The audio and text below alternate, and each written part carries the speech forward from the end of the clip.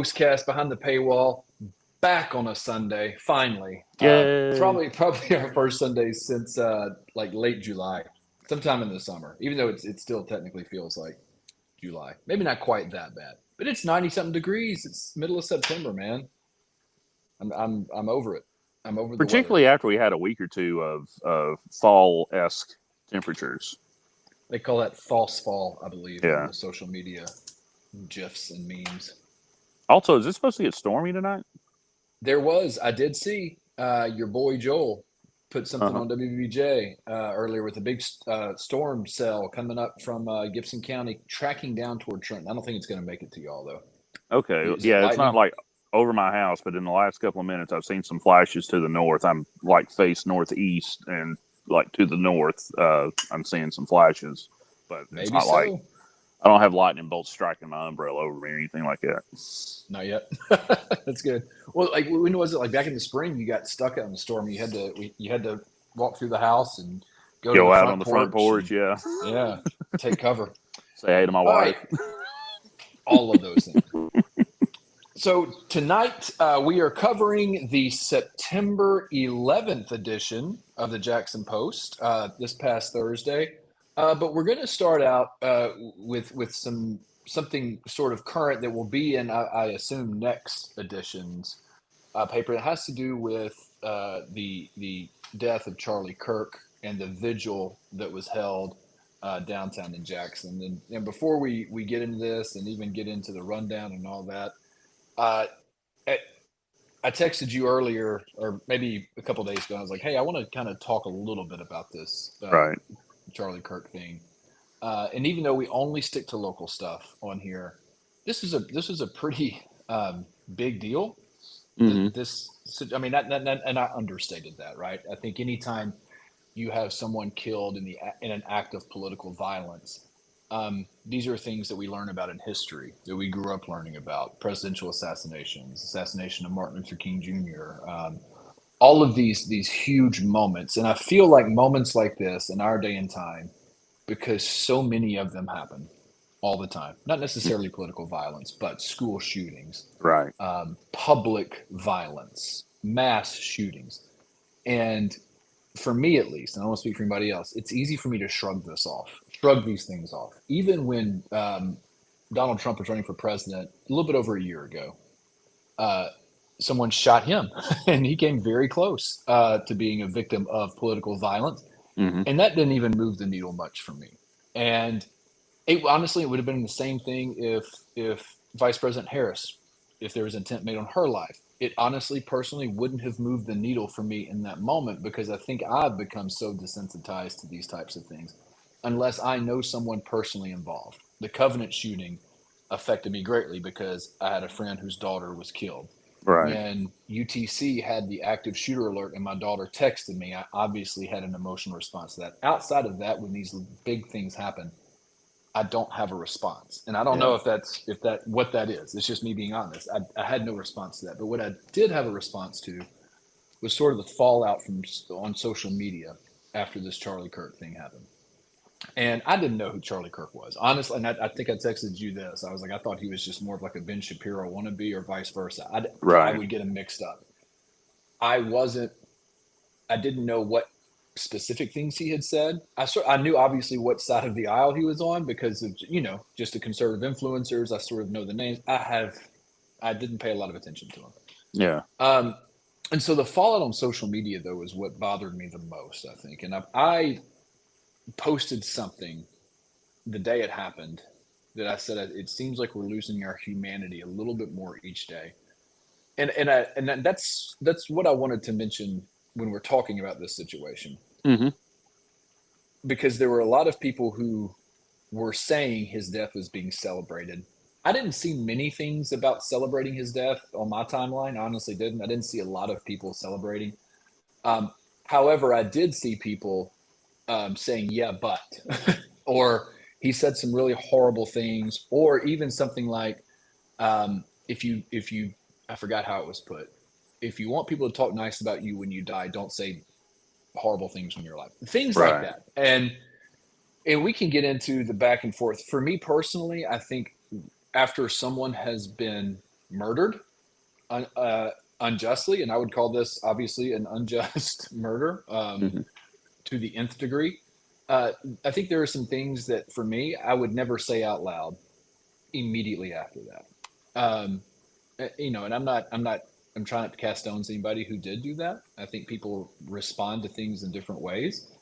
I do know that there were people who were hurt by some things that he said, and I can't, you know, I can't speak to that necessarily. But here's what bothered me the most when I said that I think we're losing our humanity is we're not seeing each other as fully formed people.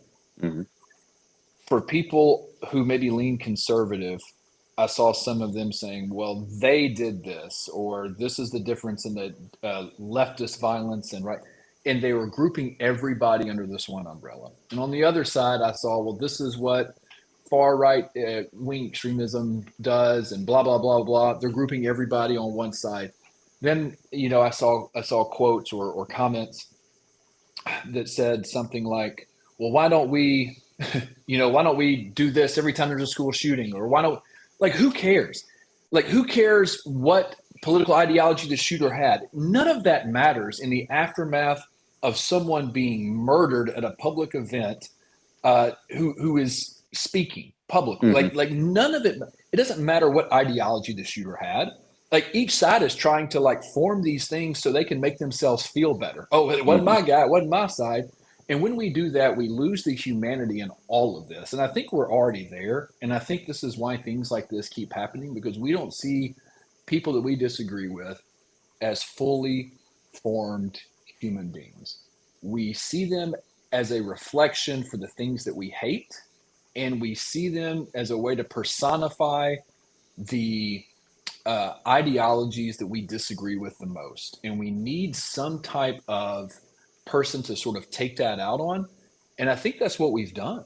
Like I think collectively we have done that, and we don't because if you and I, for example, we've known each Mhm. other for a long time. Even I think we knew each other. Well, this is a bad example. Let me back up and use another one. You mentioned a Yeah. couple weeks ago when Ray Condre and I were both on Mhm. the radio, and we had a Right. great discussion. Mhm. Face to face conversation. It was fine. Yeah.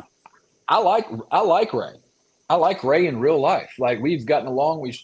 Like we've had good conversation back and forth. Now here's the difference. And I think this is where social media has really poisoned the way that the way people interact with each other.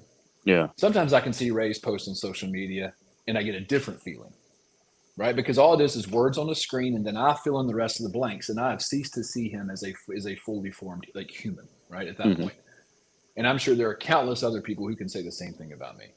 Uh, but we're at a really scary place here, and the someone being gunned down in public aside, that should be the main thing. Every left leaning person who's ever complained about gun violence should have been complaining about gun violence at that point, but I hardly saw anything about that. Right? I just saw, like, yeah, but a lot of the yeah, buts.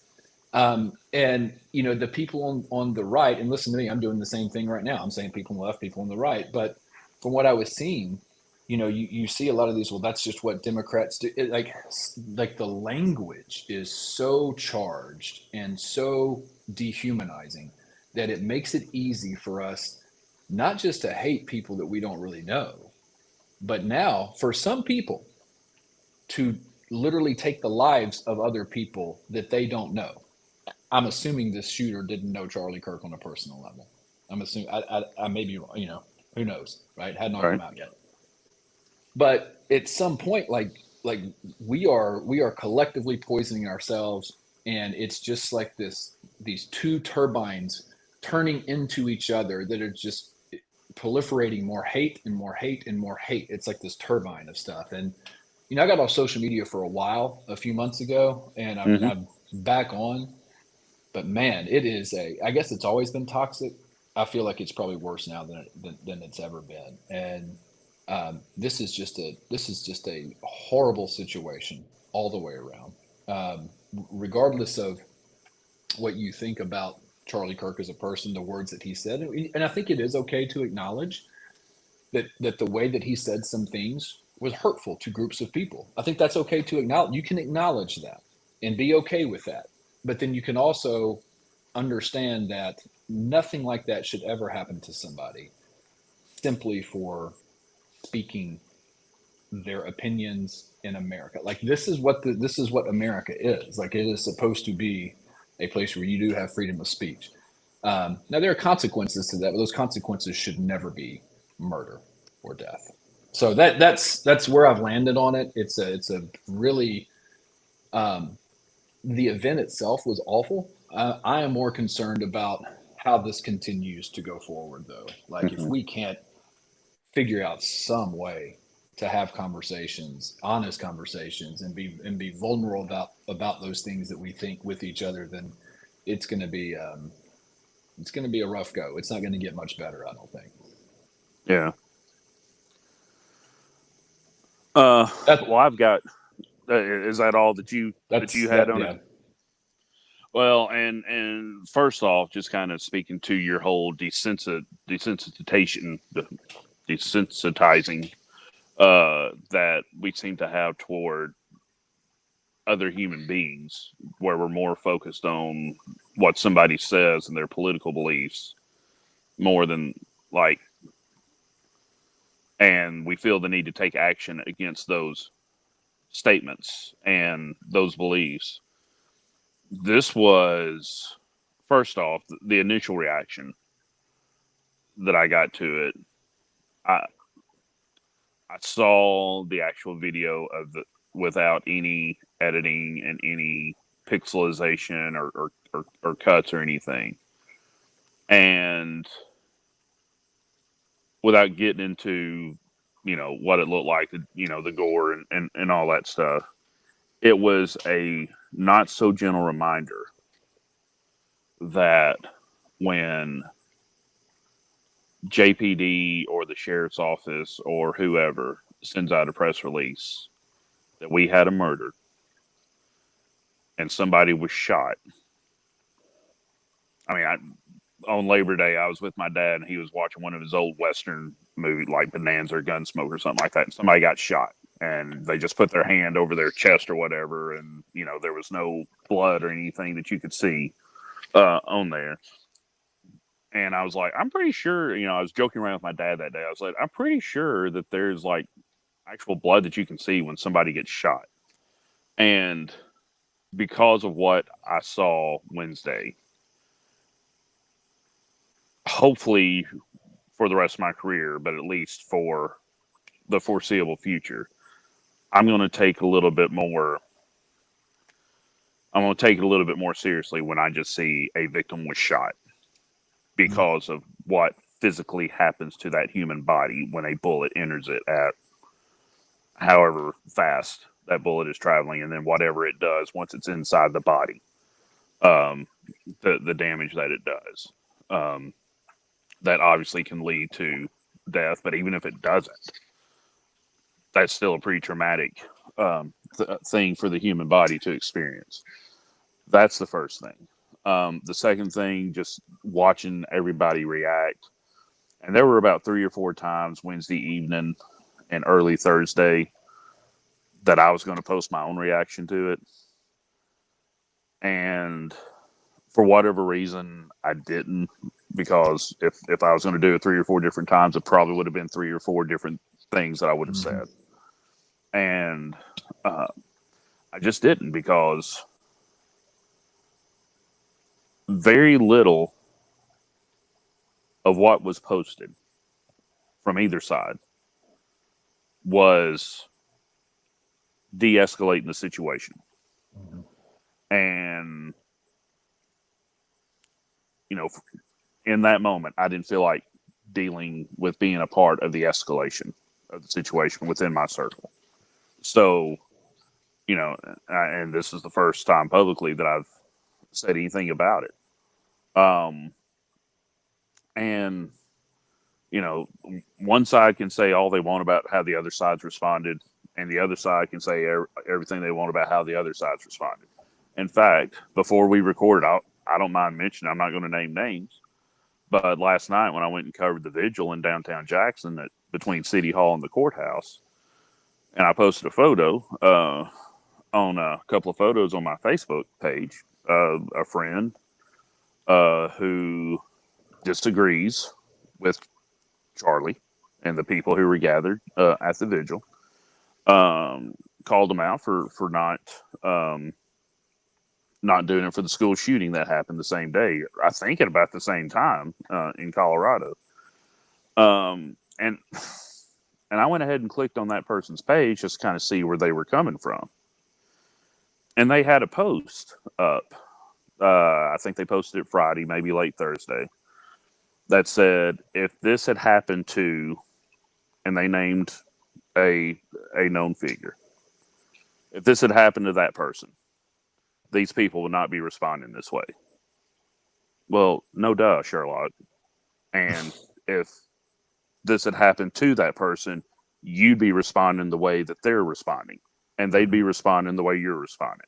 So yes, and you know, if this were to happen to, name any person from the left that this could have happened to, that it would have a similar effect on the people from the left. That reaction is totally logical and normal and acceptable. Hopefully, you said you didn't see that much celebration, but there was celebration. There was celebration of Kirk's death. Just like I saw some people, maybe not necessarily open posting on their own pages, but in the comments of some national media outlets, when the senator in Minnesota and her husband and dog were killed back in July, there were people from the right celebrating that and making light of that because, oh, she's a Democrat in a Democrat-run state, living in a Democrat-run city. That's what you get. Okay, that wasn't acceptable either.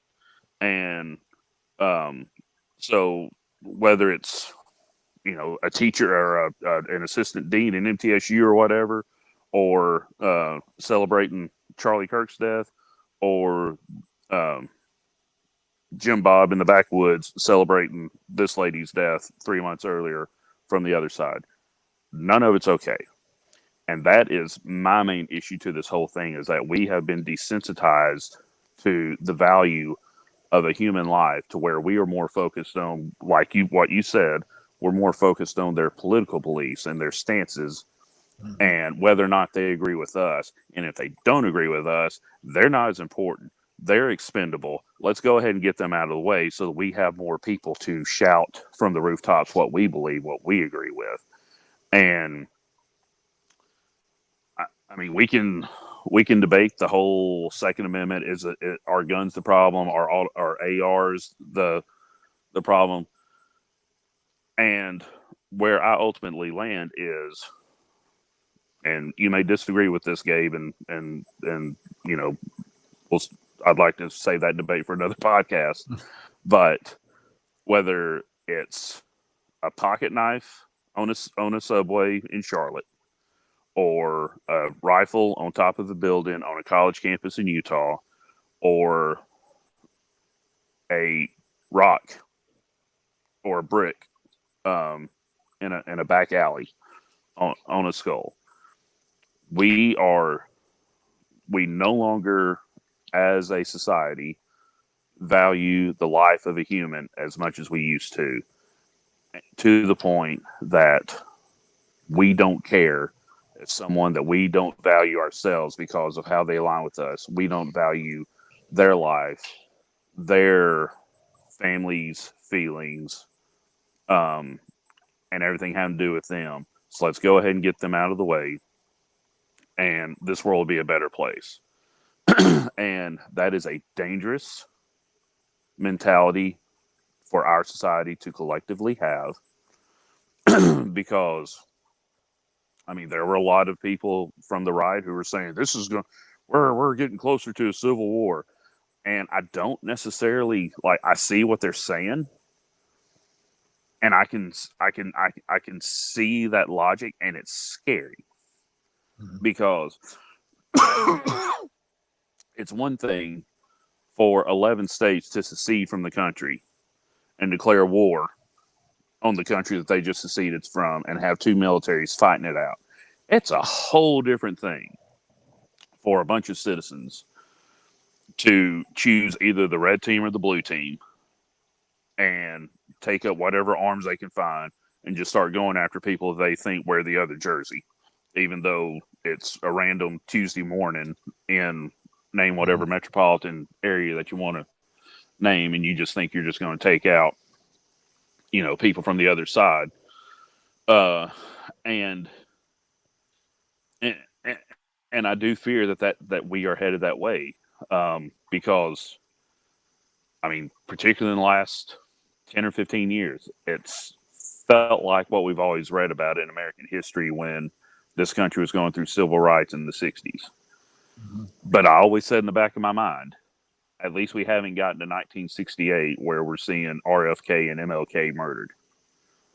We've now gotten to that point. And, I maybe you can remember because you're a teacher. I know that you're more in ELA. Mm-hmm. What's that noise? Do you have water running? Mm-hmm. Okay. All right. Um, maybe you remember because you're around history books. I don't know I don't know how the temperatures cooled after those murders. Maybe Woodstock is the answer. I don't know, but I don't know whatever it took for the temperatures to cool down 60 years ago. We need to get to that point, and I don't know if 24-hour news cycles and social media are going to keep the temperatures high to the point that we'll never cool down, or if it's going to take something at a 9/11 level tragedy to get everybody to be like, all right, back to your corners. We got to calm down. This is getting too much. But and a party, a political ideology, an elected official, a candidate, a social influencer. None of these people are going to cure any of the problems that I spent the last 7 or 8 minutes discussing. None of that is going to be the cure. My total belief, and Gabe, you can disagree with me. Anybody listening to this can disagree with me, but you know, Jesus Christ and kind of getting back to kind of living how we're taught to live by Him, and just having a mentality to where Jesus loved everybody and was willing to lay down His life for everybody because He had something to lay down His life for everyone. I can't offer you anything by laying down my life for you, but I need to love you in a similar manner to how Jesus did that. And if we can get back to that mentality, to where it's like we may not agree, Gabe, you and I don't agree on much nationally and politically, but we know that we can disagree. But at the end of the discussion, we're probably still going to be friends, and we're still going to be able to hash it out. And nobody's going to get shot because of those beliefs, at least between me and you. And some people disagree with that notion for whatever reason. And if you do disagree with that notion, use that energy in some other part of the world where that's a little more accepted, because our country does not have that here, or shouldn't have that here. We shouldn't. We shouldn't. It did happen last week. I think the fundamental baseline for just everyone should be like when somebody gets shot and killed, whether they have kids or married or not. I mean, that obviously adds to it, right? Right. The baseline for decent humanity at that point should be to acknowledge, like, yeah, that's a bad thing, right? Like, and I know I'm understating that. That should be the baseline, and that's no longer the baseline. Apparently, like, we have become Right. like so desensitized to it. I think the best post I saw, honestly, was from a friend of mine, um, who is trans, and he said that of Charlie Kirk's rhetoric was hurtful to him, right? He acknowledged that. And I get it. Like, I can understand that. And then in the same sentence or the same post, it was like, but no one deserves that, like what happened to him. Like that should not be the outcome of this, right? Like he was acknowledging both things. And I think that was the most human response that I saw from the entire, like for the entire 4 days, because it was vulnerable, it was honest, it was true, and it acknowledged like everything all at once, if that makes sense. So that's where I landed. And you were at the vigil last night, and this is probably a good segue to that. Although your screen's kind of frozen. Hey, there you are. Yeah, I actually got knocked off there for a second. Weird. Okay. Well, I think it just kept going. You missed a really good monologue from me, but Yeah. I won't repeat it. I think it captured everything. But I was transitioning into to talk about the vigil. I don't know what the last thing you heard from me was, but it's okay. We can go ahead and shift. Yeah. To that last night. So how was that? There's a big crowd, I guess. Yeah, about 600 people. That's the estimate in my story.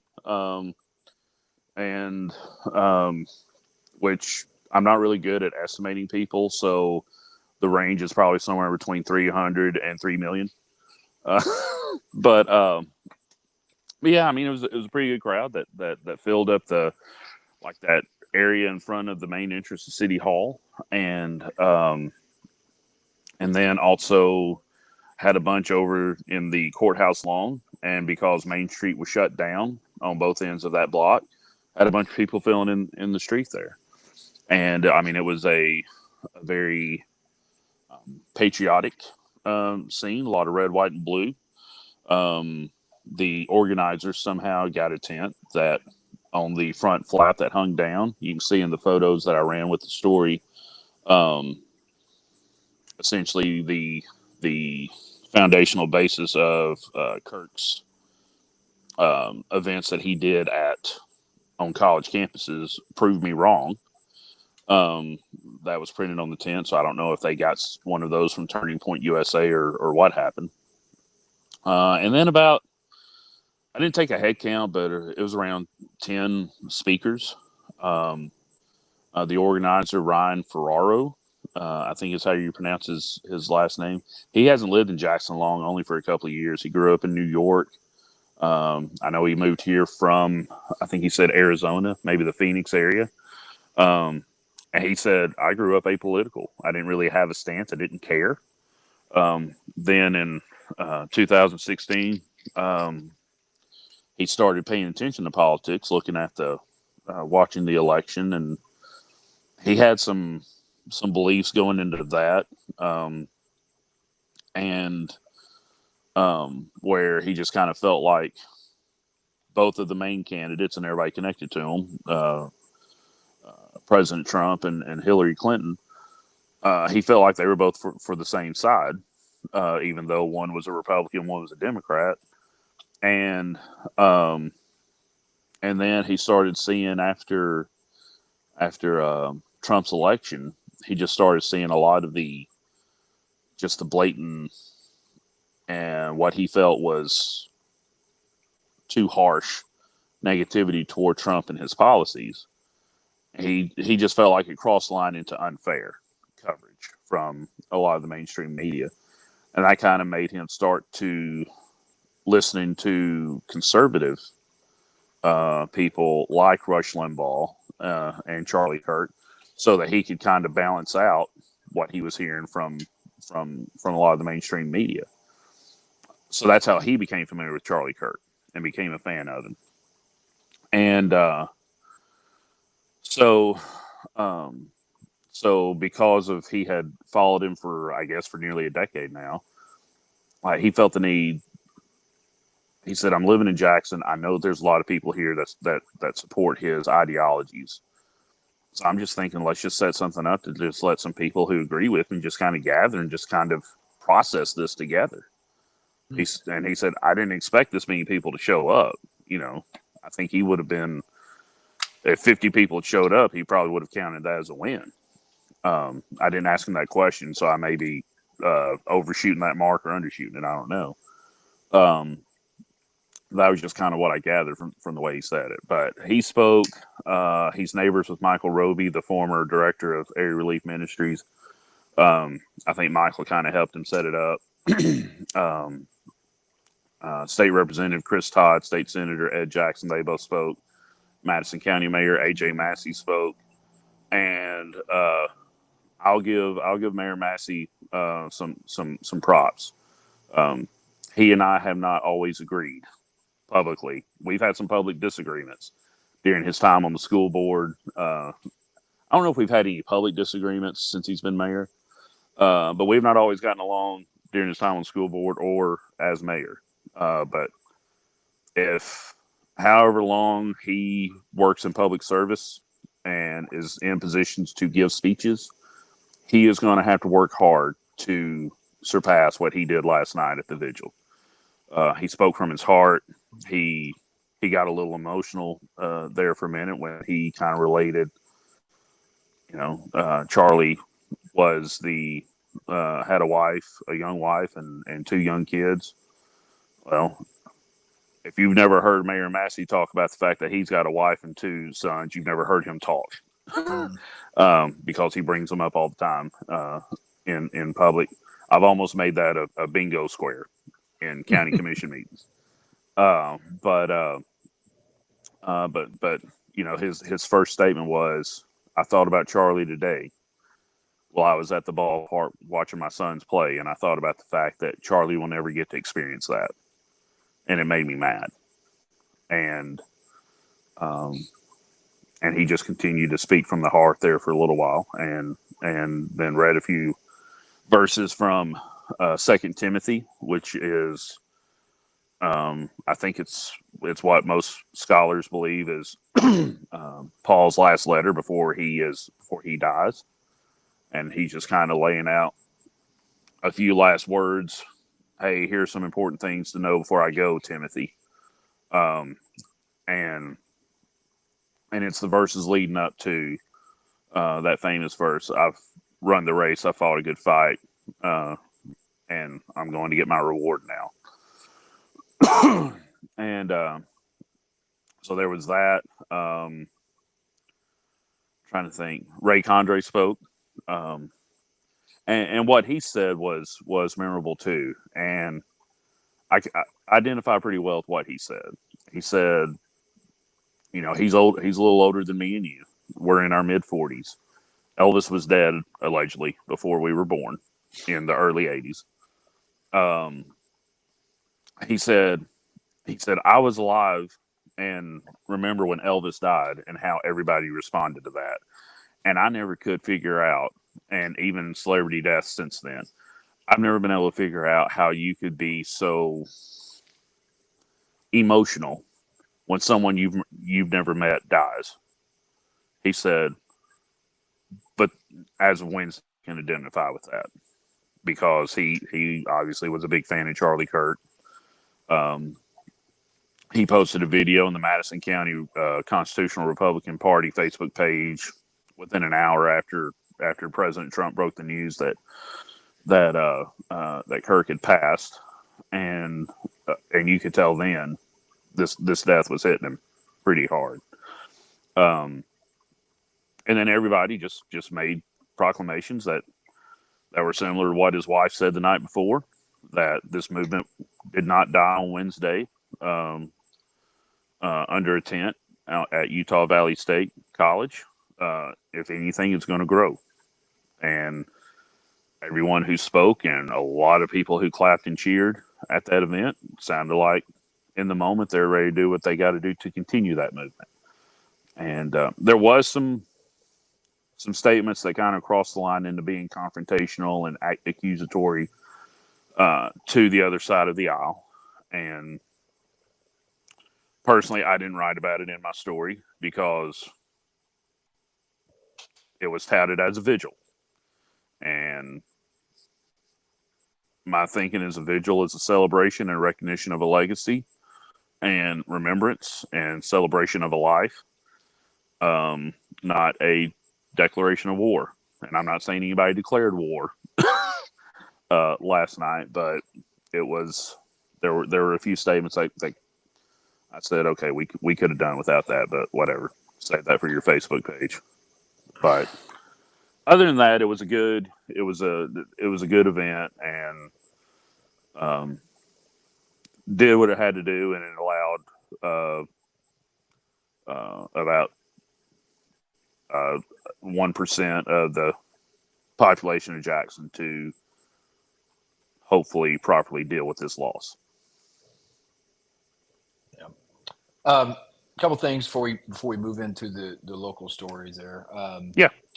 I think that rhetoric is going, like the way that we interact with each other and the things that we say online and in person moving forward is going to determine really how this goes. I think. I don't have a lot of high expectations for that, honestly. I mean, just speaking frankly, Yeah. but that's going to determine the way this goes. And if we keep grouping people under these broad labels and dehumanizing them in that regard, then it's going to keep going this way. And the second thing is too, like I think, and people have the right to celebrate whoever they want to celebrate, obviously. Yeah. Right. That's the freedom. I think that it does. When we choose to publicly celebrate people notice that. That's Right. I think that's what I'll say. And celebrity deaths don't move me, but I remember I wrote a column about Aaron Rodgers whenever he lied about his vaccination in 2021. I don't know if you remember that. Yeah. And I don't know Aaron Rodgers. I love him as a football player because he connects to a specific part of my life as a football player. I don't know him as a fully formed human. Honestly, most of the stuff that I've heard him say, he and I probably wouldn't get along. I mean, we have very different ideals, I think, about certain things. Right. Maybe we have some things in common, but I love to watch him play football. And so I wrote this column about basically give him a little bit of grace on this immunization thing or whatever. And there was someone who I would consider a friend. We agree on everything. And she commented, she lambasted me on the comments. Her father had passed away from COVID not too long before that. And so her view of Aaron Rodgers was he was essentially the worst type of person, right? He misled, in her mind, he misled people and he thought he would, it's okay not to be and all these things. And so that was her singular view. And I was sort of trying to give him a pass, even though she and I think the same way on a lot of things, but that thing like that really, and I understood it from her perspective. So I do think people notice who people celebrate. And, I think that's important to keep in mind. God forbid anything like this happens again moving forward. Right. So here's the rundown. But that was good conversation. I'm glad that we did talk about that. Yeah. Local stories in the September 11th edition, the Kellanova TCAT partnership. We're going to get finally a Jackson Plaza update. I'm interested in this. This thing has been just sitting there over there on Old Hickory for a long time now. Well, it's still just sitting there for the time being, okay, but at least there's discussion of what could happen. Yeah. I'd forgotten it was even there. All right. And then the charter review, the charter school review or appeal, whatever, hearing at central office 2 Fridays ago. We'll get through that. And then just a little bit of a high school football roundup. We've had 3 weeks now. Is it 3 or 4 weeks? 4 weeks. 4 weeks. We are almost halfway through the regular season, Gabe. And it's still 90 degrees outside. Dang. All right, so let's get into this. Let's get into the Kellanova TCAT partnership. I did not even know about Kellanova until I read the article. I'd known about TCAT, and I know that there's a huge push in Tennessee, and Governor Lee has been very vocal about this since he's been in office, right? About these sort of preparing graduates for the workforce. TCAT is a huge part of that as a post-secondary option. When I was in Haywood County, Governor Lee came to Haywood High School. We had a very robust CTE program there. This was after Louisville City was announced. There's a TCAT being built on that campus, I believe, if it's not already finished. So let's talk about this Kellanova TCAT partnership. What's the purpose of it? How are they helping Kellanova? Also, I read a little bit. It seems like there's a lot of not transitioning, but the way that assembly jobs are done now, it's a lot of automated stuff, right? Mm-hmm. Yeah. So, yeah, tell us a little about that. Yeah, and I was actually able to talk to my daughter about this week because we're still figuring out what to do with her. As far as her next step, she graduated high school back in May, and she's still figuring out. She's taking some online classes at Jackson State while she figures out her next steps. And and I was telling her because I had to take her to campus for some stuff this week, and as we're driving by the factories that are on Effie Wright Drive on the way to Jackson State, and I'm telling her, I said, when you look at that factory, I said, what do you think goes on in there? Like, what do you think it looks like and stuff? She said it's probably dark and dirty and grimy and hot or cold, depending on what time of the year it is and stuff like that. And I said, no, it's actually pretty bright in there and it's climate controlled. And I mean, yeah, we do have some places around here where it's people on assembly lines doing the same action over and over for 8 hours a day because the technology hasn't gotten into that industry to automate the work there. But a lot of the places, like at Toyota and now Kellanova, um, formerly known as Kellogg's, formerly known as Procter and Gamble, where Pringles and saltine crackers and all that stuff are made. A lot of it's automated now with machines who are doing the bulk of the work. Now the jobs at those places now are not doing the actual work of producing this stuff, but programming and doing maintenance and running the machines that do the work. Um, and so, and Kellanova has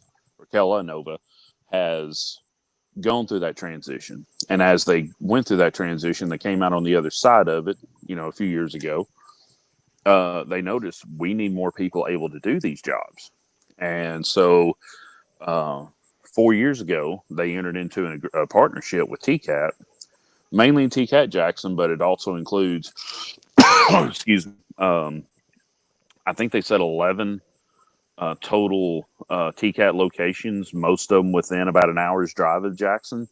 I know TCAT Northwest, which I think is Ripley or Newbern, is one of them. Counts is one of them. One over in Middle Tennessee, Hohenwald, maybe. Oh, no. It is, yeah, is involved too. And Hohenwald is like 30 minutes on the other side of the Tennessee River, over in Lewis County. So, so they're all involved. Where there's a specific about a 16-month training program for people to go through at TCAT, and once they complete this training, they are certified to work with the machines at Kellanova. If they're hired at Kellanova, there is 4 more weeks of more direct training with their machines and their objectives, what they're doing. And also, once they've gone through that training, and I didn't really cover this in the story, but I think maybe it got a mention. But once you go through the training at TCAT, if you get a job at Kellanova, there's 2 different paths you could go down. Either working on the electrical side or on the maintenance programming, working with the actual machine side. Mm-hmm. And some people go the electrical route because they're more interested in that kind of thing. And some people go the robot route because they're more interested in that side of thing. Pretty much they let them choose most of the time. I guess maybe if they really need electricians, they say, hey, can you come over this way even though you'd rather go over here? But for the most part, choose which way you want to go because we know you're going to thrive there. Right. But either way, they're getting the same. The first 16 out of 17 months, they're getting the same training either way. Now, and I asked this toward the end, and Dr. Rainey, the president at TCAT Jackson, she's been there for about a year, talked to her about this. And I said, okay, so what if the program's wrapping up and you got 12 people who are finishing the training, going to graduate, but there's only 7 spots available at Kellanova? What do the other 5 do? Do they wait for positions to open up? She said, no, that's fortunately, we've got a lot of good industrial partnerships throughout the region, not just in Jackson, but, Dyersburg, Union City, Martin, other town, Bolivar, where there are other factories. And she said, this training, while we may have a partnership with Kellanova for this training also works for those machines. Mm-hmm. It trains you to work with the machines. It doesn't train you to create the product. So yes, you may get a job where the machine that you're working with creates Pringles chips. But if for some reason you don't get that job where you're working with a machine creating Pringles chips, that training will also help you work with a machine that's creating engines for Toyota vehicles. So, so it's not just a food directed program, and it seems to be working for both TCAT and Kellanova. And according to Dr. Rainey, it's working for other industry too. And I'm starting to hear that running water noise again. So if I freeze up in a minute, I'll log back in as soon as I can. Wow, I wonder what that is. Good night. It's like a ghost or something in your phone. TCAT's got a huge footprint in West Tennessee, and they do really good work. Mm-hmm. So hats off to them, and good for Kellanova for partnering with. I didn't realize Kellanova what used to be Procter & Gamble, so obviously I have heard of it, just not in its new iteration. All right, Jackson Plaza, way back in, what was it, 2022, right? Yep, Mayor right after the Conger, post started. Right after the post, yes. He decided, or maybe not he, I guess the city council had to vote on this, I'm assuming. No, he did it. No? Oh, he did it. Okay, so this is all him. Now, how does I that think happen? he announced the plans, then I think they had to vote on whether or not to actually spend the money. I think that's how it worked. But before they spent, everybody knew what his plans were because he kind of released his press release on it. And I wrote, this was actually my first op-ed for the Post, because you wrote one that was sort of like different than mine. And I was like, hey, this is the time to take a big shot. Why not? Things have changed since then. It's been 3 years. So I think back then in 2022, Blue Oil City was still rolling on schedule. We thought we were going to have a lot of this coming, that's slowed down. That's changed a little bit. So I don't feel like that momentum is as strong as it was 3 years ago. I think we're completely out of COVID money at this point. So that, that's not there. And I honestly thought something would have happened with this by now. The only I guess consistent place that I'm staying here, like 3 years later, is okay. What was Plan B then? Because obviously that was just sitting there, like it is sitting there now. But if we didn't do something, and I still think it was good to be proactive and snatch that up and then make a plan for it, because if you didn't, what's the other option? Like, nobody's coming in and grabbing that. And that whole part of town, honestly, if you think about Jackson, downtown's growing. Out north has been growing forever. That middle section is rotting out. East Jackson's growing with the stadium. East the JCM. Jackson's growing, right? So, but the middle part of the city is kind of rotting from that part. And the mall is what it is, and so the plaza is right over there. So this piece, they had some. Who was it? People? I shouldn't say people. Like who JLL. JLL. Yeah. And so what came of that? Was there anything new? I know this is like, I know there are companies out there that sort of give these like plans. Hey, this is what could happen if somebody invests. Was that what this was essentially? Yeah, essentially. Because they're still trying to figure out what they want to do with it, and everything that I've been hearing behind closed doors, and it's nothing that I would go to print with, but I guess I'm willing to go to podcast with it. Everything that I've been hearing behind the scenes is, okay, it sounds like the city doesn't want to get into the business of property development themselves and stuff. So probably what they're going to do is, once they have all these soil studies and all these different studies done about the plot of land and the surrounding areas, then they're going to demolish it, resod it, and pretty much have a nice green space out there that's up for sale, and then let a private developer come in and do whatever they feel like they can do to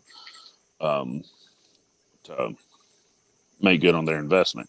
Because I think it'd be better to spend the money to go ahead and demolish everything and ask for more money for the land than to decrease the asking price and have them be the ones, have the developers be the ones to demolish it, because then they're trusting the developers to actually demolish it and not get buyer's remorse on it, not do anything with it, like a company in Memphis that bought the YMCA building. And, here we are 6 years later, and it's just sitting there, deteriorating. So they don't want to run into that on a larger scale with this area. And so I assume Mayor Conger and his staff contacted JLL, reached out to them and said, hey, would y'all do research on what the potential is there, what could work? And my assumption is that Mayor Conger either told them what he'd like to do originally when he entered into this agreement on behalf of the city, or they read the Jackson Post. Maybe both. But they did come back with talking about an entertainment district, putting an entertainment district there, and putting an arena there, a larger arena than what we currently have with the Carl Perkins Civic Center, a more state-of-the-art arena than we have with the Carl Perkins Civic Center or Oman Arena. One that could support maybe not a Taylor Swift tour stop, but bigger acts, and not. You mean Taylor's not coming to Jackson? Well, that joke was made when her name was specifically made, and this was like the week after she got engaged, so they were talking about trying to host her wedding in Jackson or something like that. Wow. Hey, I don't think she's going. If we build it, she will come. If we build it big enough. Maybe. Yeah, I think she's going to need more than a 10,000 seat arena for her wedding, though. Well, the shopping center across the street from that, it ain't in great shape either. Los Portales, I think, is the only running business right now over there. So maybe just do a whole reclamation of that entire space. Reroute Old Hickory, right? Or whatever that, reroute Old Hickory. Just make that a huge convention center. There it is. Problem solved. And there was discussion. I mean, nothing mentioned about what to actually do with the mall and that shopping center. But they did say it would be good to address that, because you can't just have this really nice state-of-the-art arena a full mile and a half away from the interstate, and then what's currently between the interstate and that spot, they're hiding it from the interstate. So at least make a gateway. And they kept talking from the bypass. They never talked about Highland. So they were talking about making a nice entertainment district type, almost a pathway down the bypass to Old Hickory. And then I guess that entertainment district takes a left, and boom, you wind up at what is now Service Merchandise. What will eventually be known as Scott Conger Arena or whatever, and Convention Center. Sounds like a plan. From Conger Park to Conger Arena. But, I mean, and they had some nice plans on there. I mean, they had the arena. They had some retail and restaurants and even a grocery store on the premises there. They had a park. And, they were talking about, some people had talked about, let's put an amphitheater there. Well, one, nobody brought up during that Jackson already has an amphitheater, but I think maybe they were talking about a bigger amphitheater, like maybe amphitheaters that have been in Nashville or Birmingham or whatever. I mean, we do have an amphitheater, but it's not it's like the Baconator Jr. at Wendy's, right? It's like, it's not like the actual Baconator. It's its son. So the amp is like a real amphitheater's kid. So on Friday night, you go to the amp, but then on Saturday night, when Taylor Swift comes in to have her wedding, you go to this amphitheater there. Ascend. Okay. Yeah, that's right. Yes. Okay. That's what you do. Yep. All right. So, they did bring that up. and so they were potentially talking about using that green space as to also double as an amphitheater type situation. Um, but even before they got to the plans, they talked about when they were talking to different companies, like promotion companies that bring concerts and artists and stuff like that, or companies that could potentially put their location on this premises or somewhere between the interstate um, and, and service merchandise. They they said generally pretty much everybody said Jackson's a great location, right between um, Memphis and Nashville, right on the interstate. They are aware. A lot of the people that they talk to are aware of the growth that's supposed to happen here in the next few years once Blue Oval City gets totally off and running, and Great Wolf Lodge and um, everything is supposed to be going on. And but about there was a certain percentage of them, I'd say probably. I mean, they didn't give any numbers, but just kind of what I was thinking, maybe somewhere between 20 and 30% of the people be like, but we've heard some not great things about Jackson, so we're kind of hesitant to really pursue anything there. Now, is it crime? Is it governmental situations that they don't want to have to deal with whatever they perceive would be negative about working with permits and restrictions and stuff like that? I don't know. They didn't really get into that. They just said we've heard some things about Jackson that kind of give us pause, so we're not all in. But we'd be willing to listen if there was something to discuss. So it's got potential, but nothing is off the table, but nothing is definitely on the table yet either. Kind of sounds like where we were 3 years ago. 3 years ago, pretty much. Yeah. So, okay. Awesome. All right. Check that one off. Speaking of time being a flat circle, there was another charter review, not charter review, appeal. Review. We had one of these Hearing. 2 years ago as well, hearing something like that. Yeah. When I guess I forgot what it was called. It was the Hillsdale affiliated. What was that? Ace, right? They got approved by the state board, and then we're like, no, we're just kidding. We don't want to come anyway. So when they brought their principal who'd just been hired at another school in South Carolina, that's right. In South Carolina. In South Carolina. So crazy. But Jackson Museum School, and I hate to lead into this because that's such a poor reflection on JMS, and I do not mean for that. Right. During the interviews, I made a lot of references to their predecessor. Okay. If anyone with Jackson Museum School is listening or watching this, they know that any references to them are not necessarily lumping them in with Ace. So right. Carry on. I don't hate JMS, honestly. So they were denied. JMS was also denied twice by our local school board. And so as per state law, it gets kicked to a Bill Lee appointed review committee to hear arguments from both sides. So 9 members, 3 in each Grand Division, none of which live in Madison County. They're all Shelby County people. That's right. And they're making a lot of money too, apparently. So what was said? I know Jackson Museum School had 7 or 8 speakers. Madison they both had School 10. System. They both had 10. Okay, so they both had 10. So what was the gist of each side? Were they pretty much lockstep with each other, like the 10 members on one side sort of repeating the same things over and over?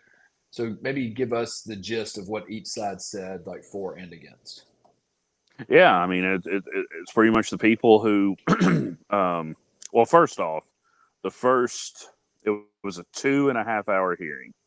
The first 30 minutes was 15 minutes for the JMCSS charter review team to kind of make their case for why they recommended rejecting. And then 15 minutes for Jackson Museum School, JMS, from here on out to essentially make their case to come to Madison County and what they'll bring to the educational table of the county. Then after that, Tess Stovall, the executive director of the Charter Commission, she had questions for both sides, where there were like some gaps in some of the cases. So she asked them, "How did you come to this conclusion? You know, or how are you going to fund this if there's a question of how you're going to fund it this way, or if you don't get this grant or whatever." A lot of the information that was given is pretty similar to what was given in April and July at both of the work sessions before the board voted to deny. There were, according to Dr. Gene Little, the director for JMS, there were some inaccuracies allegedly in the review team's assessment.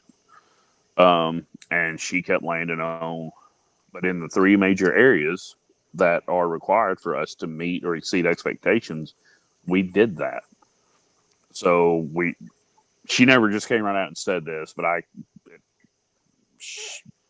the implication that I perceived was they're grabbing at straws to say we should be denied. So, and then we had about an hour of comments, and to both sides' credit, very few employees were part of those who commented. JMS at one of the work sessions, I think the one in April, yeah, because I wasn't able to be at the one in July. I was out of town that week. Pretty much everyone who spoke on behalf of JMS in April were board members, which, okay, you expect them to say that stuff. At the same time, it'd be like, okay, it'd be a stronger case if somebody who's not planning to be on your board would be the one to make the case. They got that this time around. And it was from parents who were familiar with the museum school model, parents who said that they have listened to Dr. Little's elevator pitch and maybe the extended presentation, and they were bought in with it. A lot of them were homeschool parents that are the reason why they're homeschool is they don't like the options and opportunities that JMCSS offers, but they like what JMS offers, so they're asking for that to be offered in the county. So that took about an hour. And then there was a final pitch, like a closing argument from each side. First one from JMS, from Dr. Little, and then Dr. Marlon King was the one who gave the closing argument for JMCSS. And he repeated what he said. I can't remember if it was at the work session or at the school board meeting in July, but he repeated what he put out there 3 months ago or 2 months ago, which was, I'm willing to work with them, but if we do, it's going to be a school in a school situation like we've got with Star Academy at North Parkway. Is that right? Mm-hmm. North Parkway. Or Parkway Middle. And so we're willing to work with you that way. I was sitting on the JMS side. It was kind of like a wedding. There was a JMS side and JMCSS side.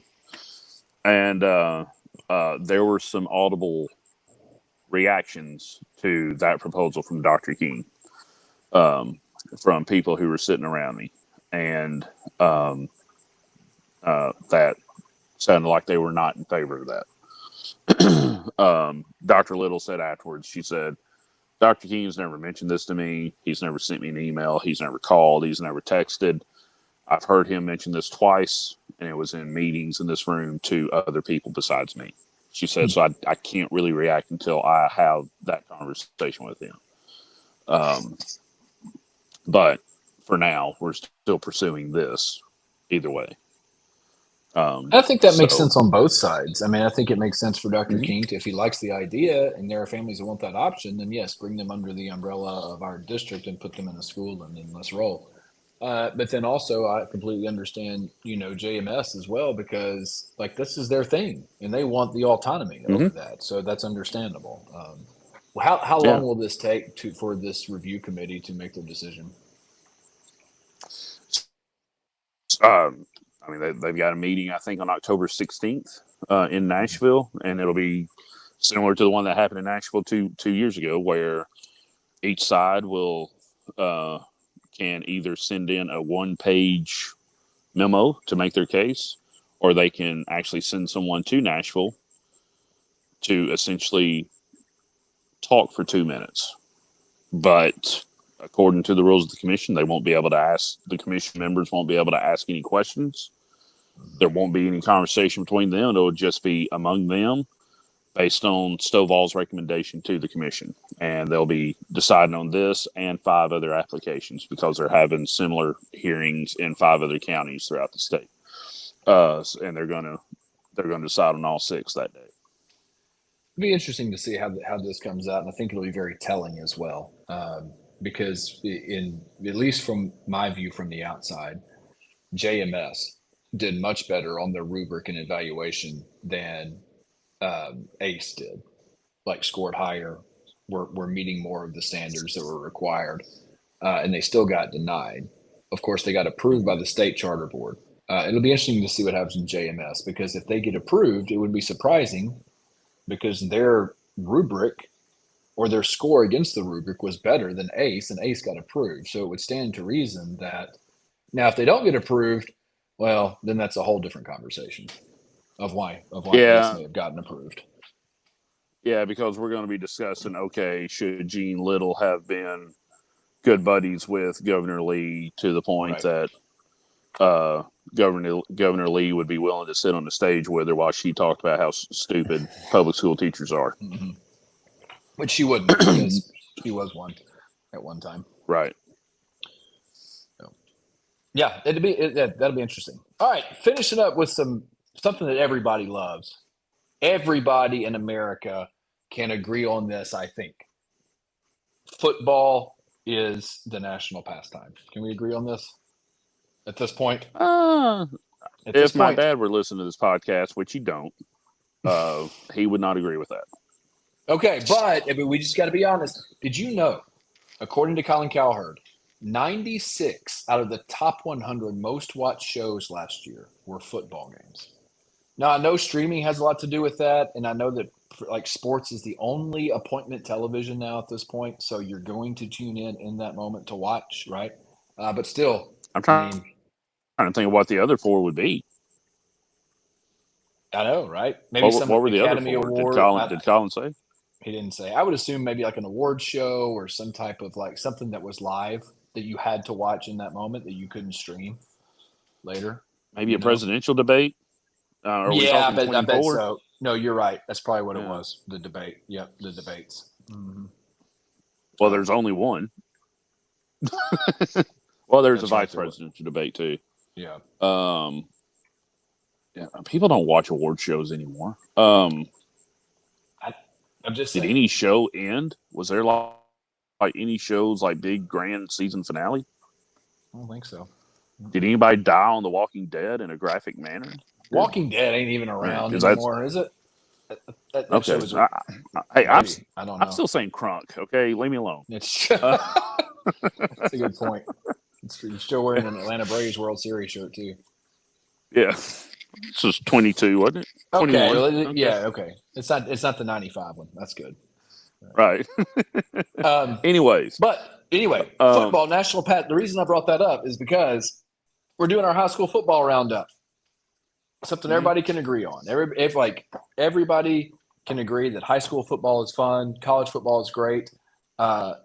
Speaking of both of those, Westview alum Ty Simpson had a big game yesterday, didn't he? Or Saturday? Yeah, Saturday, he's had 2 big games. He's like 95 out of 100 completion percentage in the last 2 games, and thrown like 47 touchdowns in those last 2 games. Those are Tecmo Bowl numbers. I was going to say those numbers are probably exaggerated, but y'all get the point. Roll Tide.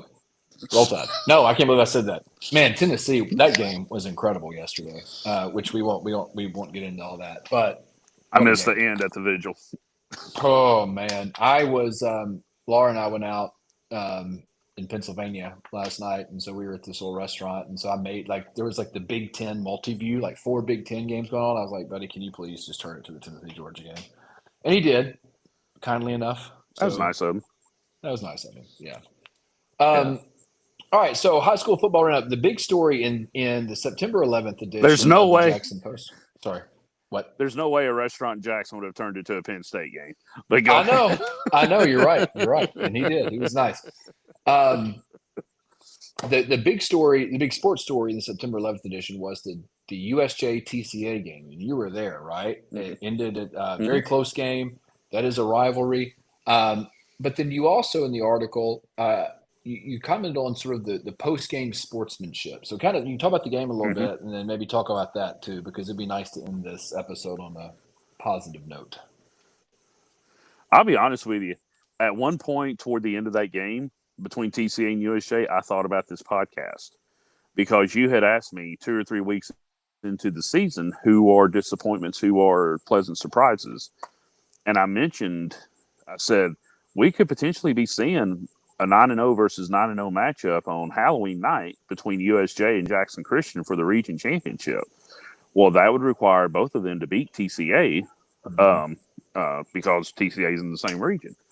And 55 seconds left, TCA scores and then kicks the PAT to go up 21-20.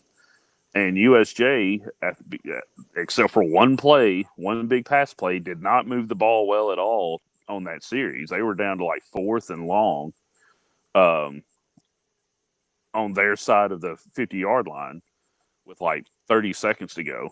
And during the timeout before that play, I was like, man, this is going to make me look stupid for anyone who watched that. But then they had the long pass play. Jacob Snyder with the long reception from their quarterback Creech, and then Cohen Neighbors with the 23-yard field goal to give with 2.8 seconds left to give USJ a 23-21 victory. Kept me from looking stupid for one more week. Yeah, Although Southside made me look stupid this past week when they throttled or had the nice little comeback win over South Gibson this past week. So. Wow, I didn't know that. I didn't realize that. I said, wow. Mm-hmm. They were down 10-0 in the first half and came back and won 27-17. Dang. One thing about kickers in high school, like that is such. If you have if one team has a good kicker, I'm not saying TCA doesn't have a good kicker. I'm just saying generally speaking in high school football, if one team has a really good kicker and the other team doesn't, that could be a huge difference in the game. Huge, and because kicking skill at the high school level is like so. I mean, some teams just don't have it, right? Like, and it's a specialized skill, really, that you've got to develop over time. And so. When I was at the Sun still as a sports editor, we had, we were covering a good chunk of rural West Tennessee. I think 13 out of 20 counties. We had a string there of like 5 or 6 straight years where the kicker of the year in football came from Lexington, which is not a school that you would think of that would have good kickers, except they got a decent soccer program. And usually a school with a decent boys soccer program is going to have a decent kicker because the football coach will go to the soccer coach and be like, hey, can I'm not going to, if he doesn't want to play football, I'm not going to put him out, on the line or anything like that. I just want him to kick. And a lot of the times that's how they get their kickers. But also the Lexington guys, every year, whoever the kicker is, and it's usually the same kicker for 2 or 3 years, will go to the Colquitt's kicking academy. And is it just one of them? I thought it was like a whole family of them. It's both. There's Britton and Dustin. Both two brothers, I think. Okay. And so they were getting this training, and whereas most kickers in rural West Tennessee, are going to be like 45 out of 50 in PATs, but only 2 out of 5 in field goals, the Lexington kickers oftentimes are going to be like 13 for 15, 16 for 19, and they're going to have a long of like 45, 47 yards, whereas everybody else's long is going to be like 25 yards. But Lexington is always known for its big offensive line and its quality rushing attack and strong defense. But and all of that is typically true for Lexington, particularly when Brian Hollingsworth was their coach. But what got lost in all that was, they got pretty good special teams too. And that's a third of the game. It may only be about 10 plays of the game, but that's a lot more times than not. That's 10 important plays of the game. And that gave them an advantage that not a lot of people understood. So, yeah, it pays off. It's a big me deal. talking a lot longer about that than what I planned on. and it obviously was the difference in the USJ game. I mean, USJ won that on a kick, right, on a field goal to end the game. Yeah. The other game that week, I believe, was Northside, Southside, right? That was the same night. Yeah. Yeah. Mm-hmm. And I think Northside had a good showing, particularly defensively that night. Yeah. Northside's a good team, and so we'll talk about, I guess, last Friday's games next week in that roundup. So, one more thing about the USJ. Yeah, they had a what? I was just going to say, I mean, Lexington kind of got the better of them this week, but they'll try to bounce back from that and move on from that one. Yeah. Real quick, tell us the USJ TCA game, after the game, sort of all the camaraderie that was going on the field afterwards between the players and the coaches. Yeah, so I'm interviewing Derek Pritchard, USJ's head coach, after the game, and as we're talking right after he gets done with his post-game huddle with the team, we're kind of talking on the field where we can look down and watch TCA's post-game huddle. Coach Bowling is still talking with them while we're doing the interview. He said, hey, when they break up their huddle, I want to run down there and say, and just kind of give respect to TCA's quarterback, Owen Atwood, and their running back / linebacker, Hank Miller. Miller's been their defensive leader for the last 3 years. And now he's having a bigger role on offense because they needed a running back. So he's been one of their workhorses on both sides of the ball now. And so go down there, finish the interview with Coach Pritchard, talk to Coach Bolin. While I'm talking to Coach Bolin, Miller's still down there. And then some USJ kids come up in their white jerseys and they're talking. And I'm sitting there talking to Bolin. I kind of get my phone. I'm holding it like I'm holding it right now while talking to you, and get a picture of these kids just kind of sitting there talking. And I knew one of the players' mothers, Facebook friends with her, so I sent it to her. I said, hey, I thought maybe you might appreciate this. I'm probably going to write about it too. And she told me, she said, yeah. She said, at least one of the kids on the other team was their neighbor. And so they've grown up together. They're good friends. They've just gone to different schools. So they were glad to just kind of say hey for a minute once the competition was over. And I just wanted to point out that, this year there wasn't, if there was any extracurricular back and forth leading up to the game this year, I never heard about it. That's not been the case some years. Some years, which, by the way, my dog Brian, he's got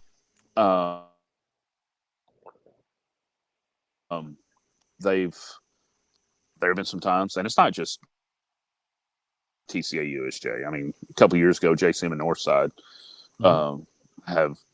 and Southside, Northside, and other years have just been downright nasty to each other, leading up to a game. To the point that when we get to the game, we're like, okay, what's going to happen here before this game's over, or even after this game's over? But I just wanted to highlight with Column, there was none of that here. It was just a great game and great sportsmanship among the guys after it was over. And that's what you really want to see out of